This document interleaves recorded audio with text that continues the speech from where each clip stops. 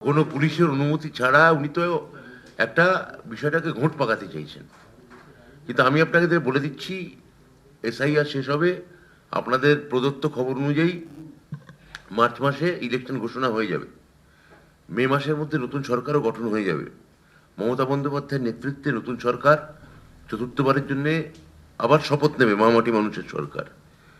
এই 2 মাস এই ঘোট পাকানোগুলো থাকবে, তারপর ওনার নাম পশ্চিমবঙ্গে কেউ শুনতে পাবে না। বিজেপির স্লোগানের মূল কথা হচ্ছে, বাঁচতে চাই বিজেপি তাই না, মারতে তাই বাঙালির মুন্ডু চাই। মারতে তাই বাঙালির মুন্ডু চাই, এইটা হচ্ছে বিজেপির রাজনীতির এখন মূল ন্যারেটিভ। বাংলা বা বাঙালিকে মূলত তারা এমনি বাঙালি ভদ্র হিন্দু যারা ক্লাস, তাদের মনে করেন ডরপোক, কেননা শান্তিপ্রিয় বাঙালি, এদের মারতে হবে। এটা একটা সুপরিকল্পিত একটা প্ল্যান। আপনারা আসলে বাঙালির বিরুদ্ধে যুদ্ধ ঘোষণা করেছেন। এটা লাস্ট সেমিস্টার অ্যাকচুয়ালি উচ্চ মাধ্যমিকের। তো আমি জানি না কারা অভিযোগ তুলেছেন। এই প্রশ্নটা আগে যেহেতু আমার কাছে এসছে, মানে এডুকেশন বিট থেকে আমায় করা হয়েছিল, তখন কিন্তু বই তার আগে আমি জানতে পেরেছি বই তার আগেই ছাপা হয়েছে। হয়তো কোনো কোনো স্কুলে একটু লেটে পৌঁছেছিল, বই কিন্তু তার আগেই ছাপা হয়ে গেছিল।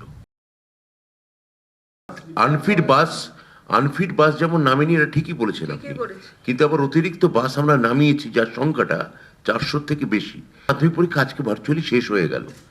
আপনারা কি এই কদিনে যাতায়াত সংক্রান্ত কোনো অভিযোগ পেয়েছেন? উত্তর হচ্ছে না, পাননি। আমাদের দপ্তরে কি কোনো অভিযোগ এসছে? উত্তর হচ্ছে না, আসেনি।